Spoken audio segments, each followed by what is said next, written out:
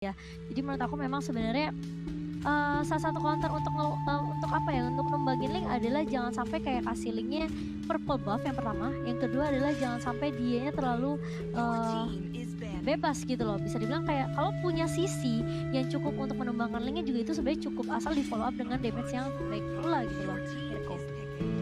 Yes, betul sekali. Dan Hayabusa menjadi band terakhir buat tim RRQ sana. Jadi udah ada respect-nya lah ya dari game yang kedua kali itu. Dimana Hayabusanya benar-benar impact-nya juga gede banget sih. Walaupun dia di early game-nya dibully abis-abisan. Ya udahlah, buff-nya diambil 3 kali berturut-turut ya. Tapi dia masih bisa chill aja melakukan trading, melakukan invading juga ke arah jungle musuh dan mendapatkan XP-nya balik. Jadi nggak terlalu hilang lah dari segi XP dan gold-nya. Walaupun udah hilang gold-nya, hilang XP-nya dari buff-nya, tapi dia bisa mendapatkan lebih banyak mungkin dari jungle musuh. Dan geng kapak sekarang yang menunjukkan link-nya langsung diambil oleh timnya Link dan juga Tamus yang dikeluarkan langsung oleh tim geng kapak. Dan RRQ sana harusnya ya dengan udah ada link, mungkin sekarang kita bisa lihat ada Kufra yang keluar buat tim RRQ sana. Tuh udah pada ketawa-tawa tuh dari geng kapak sini, gue ajarin mailing yang bener kalau katanya si Yazin kali ya. Tapi dari RRQ sana sendiri mereka punya kesempatan. Nah Ruby, baru aku pengen ngomong, Ruby menjadi pilihan yang baik juga Link.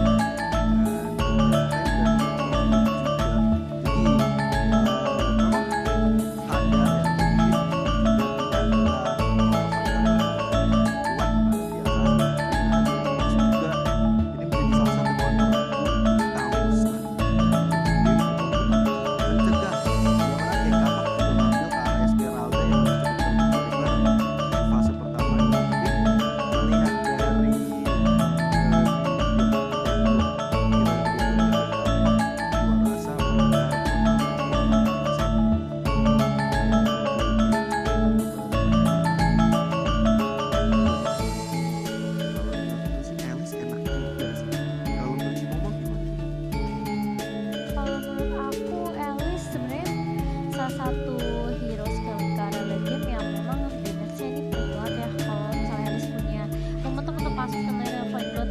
Tapi Beatrice juga not bad sebenarnya untuk geng kapak ya. Kalau kita ngeliat justru linknya kali ini pindah ke tangan geng kapak sendiri. Mengingat juga dari RRQ sana mereka bisa aja ngambil Roger atau mungkin ngambil Lancelot gitu untuk assassin-nya di early team fight-nya ya untuk RRQ sana nantinya. Atau mungkin mereka mau ngambil Turret Ranger juga oke. Tapi memang sebenarnya kalau misalnya ngelihat dari geng kapak sendiri yang sekarang udah punya 2 damage dealer, ini harus berhati-hati banget dari RRQ sana.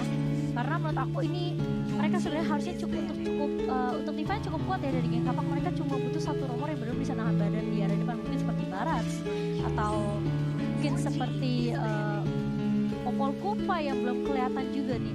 Kayaknya ini bisa dimanfaatkan oleh teman-teman dari geng kapak, tapi tergantung dari rumornya dan tentu dari mid lane-nya. Kalau misalnya mid lane-nya seperti Kagura itu juga cocok banget sih buat teman-teman dari geng kapak, atau mereka mau ngambil Parsha yang masih terbuka lebar nih, Mirko. Yes, betul sekali. Dan sekarang geng kapak dengan bandnya, lihat aja udah ada respect yang tadi Cimo bilang ya, Granger-nya langsung dikeluarkan. Tapi RRQ sana juga dengan respect Alice-nya seorang Aether langsung dikeluarkan juga. Dan sekarang geng kapak keluarin seorang Roger. Jadi benar-benar memaksa RRQ sana untuk melakukan pick terhadap seorang Lancelot mungkin ya di sini. Kalau nggak Lancelot, paling apa ekspor jadi band juga di sini Nathan paling ya. Kalau nggak Lancelot berarti marksman lain. Jadi benar-benar maksa banget untuk balik ke hero pool seorang Bless di dalam game ketiga kali ini. Dan geng kapak sekarang dengan first pick mereka di draft phase yang kedua, apa yang mereka bakal langsung ambil nih? Harusnya sih mungkin kalau ini Beatrix-nya lagi-lagi bisa flex ya, bisa ke gold lane, bisa ke mid lane. Harusnya sih ke mid lane dan langsung aja diambil Uranus yang bakal reveal di arah gold lane-nya buat tim geng kapak ini. Yoi, ada cowok yang kali ini di shadow pick dan diambil juga oleh RRQ sana. Sebenarnya masih terbuka lebar tadi seperti kata Mirko di Lancelot.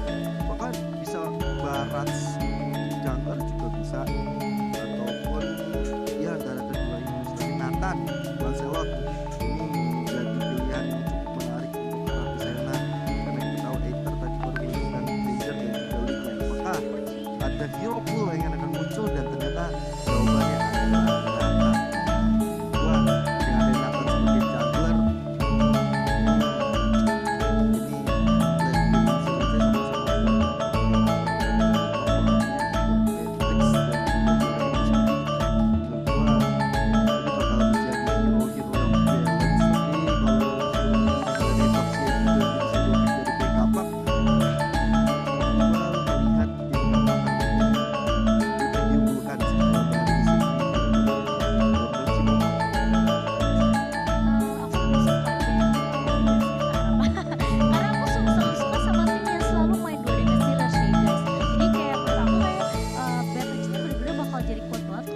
sampai linknya down.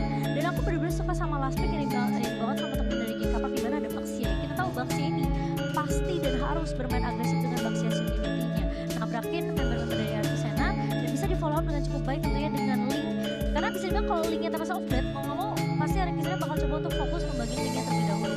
Dengan lockdown yang dimiliki sama teman dari Arcusena seperti jauhan kan. Dan ini bakal kasih space yang bebas ya harusnya ke arah Beatrixnya di backside. Jadi aku mungkin untuk game ketiga aku bakal lebih megang ke arah Geng Kapak gitu.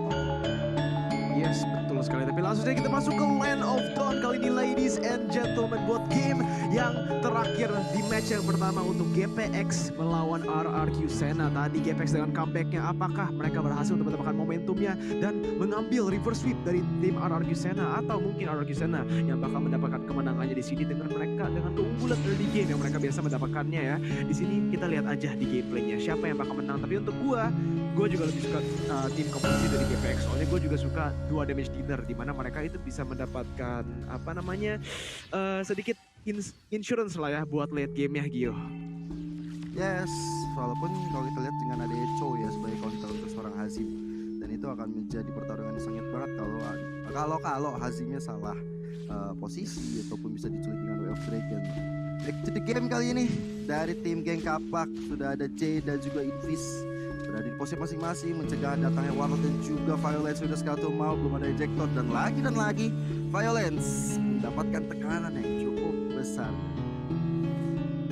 Yes, dan Jay sekarang itu menggunakan Purify ya. Lagi-lagi Purify ini untuk melawan Joehead dan juga melawan Cho yang kita tahu sendiri lockdownnya dan juga ejectornya benar-benar annoying banget lah bisa dibilang. Sekarang Azir sudah melakukan invading jungle kepada Aether, tapi sayang sekali Aether yang berhasil mendapatkan killnya kepada jungle creepnya. Tapi sekarang Uranusnya terpaksa untuk mundur. Masih ada shield unity yang digunakan oleh Invis untuk mencoba dapat vision lagi-lagi. Taka bakal menjadi targetnya, tapi berhasil untuk menggunakan flicker untuk kabur dari situasi itu di sana gitu.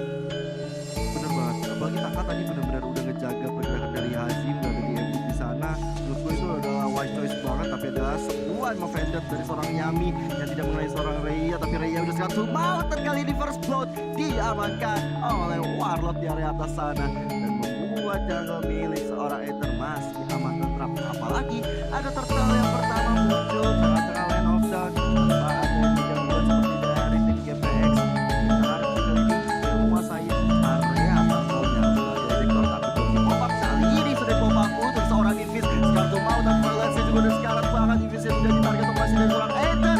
Kita berada di posisi turtle dapatkan satu poin kejutan dapatkan, dan ternyata dia harus tumbang di tangan seorang Yami kali ini.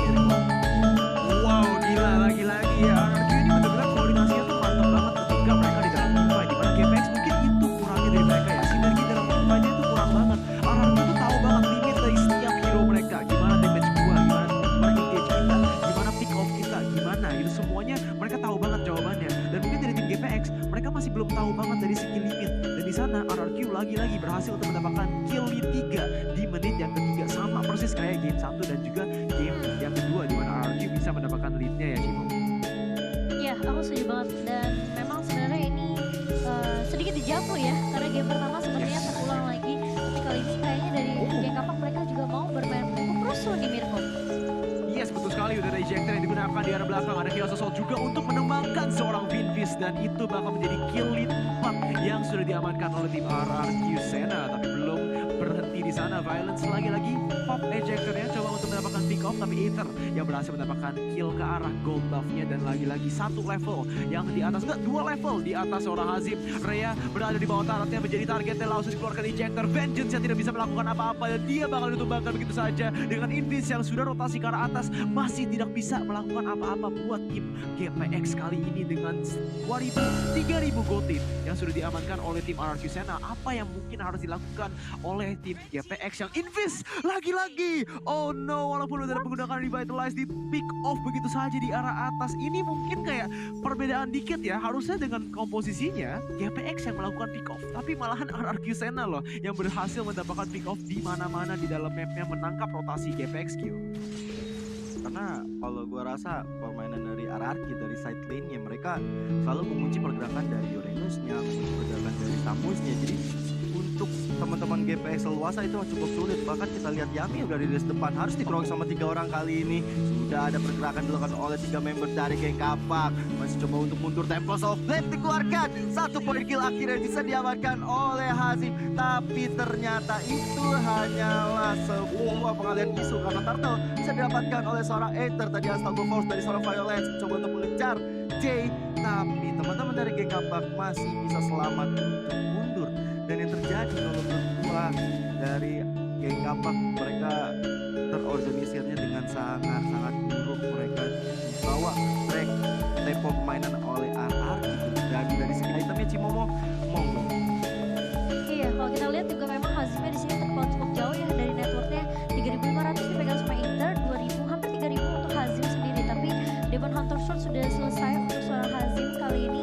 Selama dari Hazimnya dapat Inferno seharusnya Tiffany nggak jadi masalah untuk teman-teman dari Geng Kapak. Tapi yang menjadi permasalahan adalah ini Invis yang harusnya bisa mengcover teman-teman dari Geng Kapak, dia udah kecuali sampai 3 kali. Jadi menurut aku memang sebenarnya kalau nggak ada Invis, ada di sana mereka bisa paksain Tiffany karena kalau misalnya ngomongin masalah frontliner, ini dari Raya belum terlalu tanky di mid lane. Iya, belum terlalu tanky dan begitu saja Aether menggunakan entropinya untuk mendapatkan damage tambahan untuk melakukan ini. Bener loh, tampaknya itu sakit banget. Di menit kelima itu biasanya nggak kita lihat di sini ya, tapi lihat udah Shobili di belakang, tapi dia ada follow up. Dan ini lagi-lagi Invis masuk tanpa ada follow up. Sinerginya belum ada dan GPX tidak mendapatkan apa-apa dalam trade di sana. RRQ Sena. Wow, waduh, ini mungkin dari GPX tuh sering membuat sedikit blunder ya, dimana mereka tuh maju sendiri-sendiri tanpa ada follow up sama sekali. Dan Invis harus ditumbangkan, bot lane turretnya juga, dan GPX tidak ada jawaban sama sekali di menit yang ke-6 kali ini. Yoi, tapi ada sebuah Wave Dragon dari Takang nggak jadi karena masuknya ke arah tower. Nggak apa-apa, dan juga ada entropi dari seorang Aether coba untuk menggertak dari Rey-nya. Datang seorang Invis kali ini mencoba untuk melakukan rotasi. Sepertinya dari teman-teman geng Kapak harus cepat mundur karena di area mid-nya sudah ada Emo Vendor dikeluarkan bersama dengan Ejector. Invis dari target lagi dan lagi, bahkan Warlord kali ini mendapatkan 1 point kill yang sangat maksimal ke arah Invis. Tentunya Invis dengan 5 point dead yang didapatkan gak baik banget, membuat Hazim sebenarnya bakal sulit untuk melakukan penyerangan. Tapi lihat Tempest of Blade dikeluarkan, tapi udah satu maut Wave of Dragon kali ini seorang tabus ya, gak mungkin bisa selamat karena mega kill bisa diamankan oleh seorang Aether di depan sana gitu. Iya, betul sekali, dari Ejector digunakan. Purify masih bisa dilakukan oleh seorang Jay dan tarotnya bakal ditumbangkan begitu saja. GPX tidak memiliki jawaban apapun dari engage dan juga aggression yang dilakukan oleh RRQ Sena. Dan ini harusnya ya, lagi-lagi Turtle yang tidak bisa dikontes sama sekali oleh tim GPX Chihuahua. Iya, ini bahaya banget karena seharusnya dari komposisi. Oh, tapi ternyata lihat Hazimnya yang ke pick off di area Turtle. Ini bahaya banget RQ. Mereka mau paksain Tiffany karena dari junglernya udah nggak ada juga buat dari teman-teman geng Kapak. Sementara Aether kali ini yang bakal menjadi target berikutnya kah Mirko? Yes, Azir pasti menjadi target berikutnya, tapi Jay udah melakukan zoning yang sangat bagus dan poking sangat bagus ke arah Violence. Azir masih bisa kabur sekarang dengan ada rotasi Invis, pastinya bisa mendapatkan pick. Imo Vendor tidak kena dan Yami. No, Warlord bakal menjadi target dan sekarang di arah bawah Aether mendapatkan Unstoppable dan Violence sekarang menggunakan zoningnya, tapi lihat damage-nya dikeluarkan oleh seorang Jay. Ultimate-nya keluar dan itu bakal menjadi 2 kill yang ditukarkan oleh 1 yang di arah tengah di sana, dan GPX akhirnya mendapatkan jawaban untuk diri mereka sendiri. Dan gila, snipe dari Jay from downtown mendapatkan kill. Lagi-lagi Aether terpaksa untuk rotasi ke arah atas, tidak memiliki actually masih memiliki entropi di sini. Mungkinkah dia melakukan 1v3 simulation di sini dengan Jay yang 3 level di bawahnya? Kayaknya mereka langsung memilih untuk mundur, Gio. Ya, ini adalah momen yang bisa dibilang momen comeback untuk geng Kapak ketika mereka bisa menang war di area atas. Jadi dia replaynya, Cimo mau silakan. Iya, kalau yang aku bilang tadi memang sebenarnya komposisinya tuh harusnya seperti ini ya dari geng Kapak. Dimana mereka udah punya 2 sandbag harusnya, dimana ada Uranus dan juga Baxia. Ini harusnya jadi free space banget buat seorang Jay menumbangkan teman-teman dari Arkisena. Dan satu momen tuh bisa membuat geng Kapak kali ini lebih bernafas lagi dan bereset lagi guys.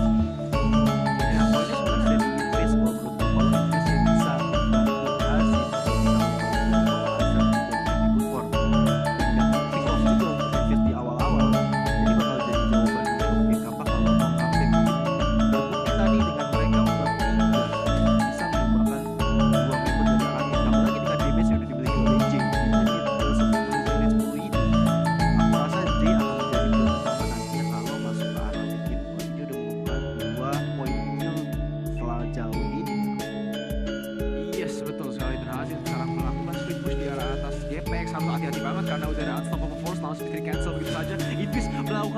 ke arah belakang Warlord dan tidak ada rotasi, tidak ada sinergi untuk majunya, tidak ada follow up mungkin lebih benarnya, lebih tepatnya. Tapi lihat Hazim sudah melakukan rotasi ke arah bawah lagi. RRQ juga menggunakan ejectornya ke arah Invis menjadi targetnya. Chaos Assault digunakan langsung saja nge-burst seorang Invis dan Retribution tidak dikeluarkan. Entropy dari belakang, lihat damage-nya dari seorang Taka berhasil mendapatkan 1 kill lagi. Hazim di arah belakang masih bisa menggunakan Tempest of Blades and Violence, langsung menggunakan ejector untuk memutar balikan situasinya kepada Rhea, dan Hazim lagi mencari bangsanya di sini. Violence menggunakan Solo Force ke cancel pinch points-nya di arah atas, tapi kelihatannya bakal trade-nya tuh 2-0 buat tim RRQ Senna kali ini. Yes, tapi ini yang gue bingung, dari Invis gak boleh tertumbangkan, karena kalau misalnya bukan dia yang akan memimpin serangan bakal sulit banget, walaupun mereka punya Azir. Tapi dengan poin atau network yang masih cukup jauh, aku rasa Azir belum memiliki item yang cukup tanky untuk menghadapi damage yang diberikan oleh tim RRQ Senna kali ini. Yes, absolutely. Dan sekarang Aether dengan satu level lead yang dia bisa dapatkan di atas seorang Hazim ya. Dan sekarang harusnya abis Lordnya, wow gila cepet banget tuh ini. Menggunakan entropinya langsung Lordnya diambil dengan Retributionnya. Aether langsung melakukan front to back di arah belakang, berhasil mendapatkan kill kepada Invis. Godlike sudah diamankan. Wild Dragon pun dikeluarkan, tapi Aether menjadi targetnya. Dan combo sekali lagi dari tim GPX berhasil mendapatkan kill. Tambah lagi di sini. Aether dengan kiting-nya hampir bisa mengoutplay, tapi GPX dengan double kill tidak bisa melakukan apa-apa. 2 diambil, maksudnya 2 masih hidup dari tim RRQ Senna, dan itu bakal menjadi pertukaran 5 untuk 3 buat tim RRQ dengan Lordnya yang sudah spawn di arah bawah, Gio. Sayang sekali dari Aether nanti dia harus tumbang. Kalau misalnya dia dapat point kill nggak diambil sama Violence, mungkin beda cerita, karena ada dari emblem killing spree-nya ya bisa diamankan untuk nambah darah. Tapi kita lihat juga daerah mid-nya udah bisa dibombardir oleh RRQ Senna. Tambah lagi dengan Lord yang masuk ke area bawah. Inhibitor Turret udah gak punya lagi dari geng kapak. Mereka akan berjuang mati-matian untuk bisa mendefense di area tengahnya, tapi dari bawah kan Lord belum terlihat. Bisa coba untuk defense saja karena nggak ada pertarungan di area bawah yang dilakukan oleh RRQ Senna, melakukan split push di area tengah bahkan itu. Yes, betul sekali. Split yang tentang Violence mencoba untuk mendapatkan ejector. Hasilnya di dalam push terpaksa untuk mundur dan combo buff-nya bakal diambil. Dan Ring tanpa combo buff itulah saya tanpa kamu, Gio. Kalau saya tetap Antoni. Tanpa dua-duanya lah ya. Oke, nggak apa-apa. Tapi kalau kita lihat juga dari RRQ Senna sebenarnya mereka nggak mau terlalu overcommit. Mereka coba untuk sabar dulu untuk pulang karena ada stop overbuff dari Violence. Kali ini dapat dengan ejector. Tapi Wild Dragon benar-benar dan Invis gak bakal bisa gerak kemana-mana. Bevender juga dikeluarkan. Benar-benar semua source skill yang dimiliki oleh RRQ Senna dimaksimalkan dengan sangat baik. Mereka merupakan Flora sekaligus mencoba untuk mendapatkan satu lagi objek di area bawahnya, tapi tidak masuk dari atas. Dari Hazim harus coba untuk melakukan clear minion yang terlebih dahulu. Tempest of Blade dikeluarkan hanya untuk kabur saja kali ini. Teman-teman dari geng kapak cukup kesulitan untuk bertahan. Armor Vengeance-nya Rhea kali ini dalam ancaman yang cukup besar, bahkan semua Vengeance sudah dikeluarkan untuk mundur. Tapi lihat dari Link-nya gak bisa bertahan lebih lama, ditambah dengan Azir yang harus tumbang. Rhea yang dengan Inferno mencoba untuk bertahan lagi dan lagi, tapi Pace kali ini menjadi target operasi RRQ Senna. You're the game number 3, Mirko. Wow, permainan yang ngeblend sensasinya di dalam game yang ketiga, game terakhir buat series kali ini, dan Aether berhasil mendapatkan kemenangan di debut game di MDL season 4. Dan wow, benar-benar performance dari RRQ Senna ya. Walaupun game kedua dimenangkan oleh tim GPX, menurut gue sih RRQ Senna yang mainnya lebih bagus gitu ya. Dan di sini tentunya mereka berhasil untuk mendapatkan 10 force-nya dia selalu dapetin beberapa bisa dibilang kayak member yang penting banget buat geng kapak seperti Beatrix-nya. Lalu mungkin kalau kita lihat juga dari seorang Invis-nya yang ke pick off sampai 8 kali. Ini yang membuat teman-teman dari geng kapak susah. Mereka punya damage yang cukup dari Link dan juga Beatrix, tapi mereka nggak punya frontliner yang benar-benar bisa kuat banget sustain buat team fight-nya, karena memang awalnya di 5 menit pertama itu geng kapak kayak keculik satu-satu, lama-lama jadi bukit gitu ya. Dan bahkan kalau kita lihat di 23 poin yang dimiliki sama teman dari RRQ Senna, ini mereka nabung tuh dari awal gitu loh. Dengan yang aku bilang tadi, mereka culik satu, nambahin networknya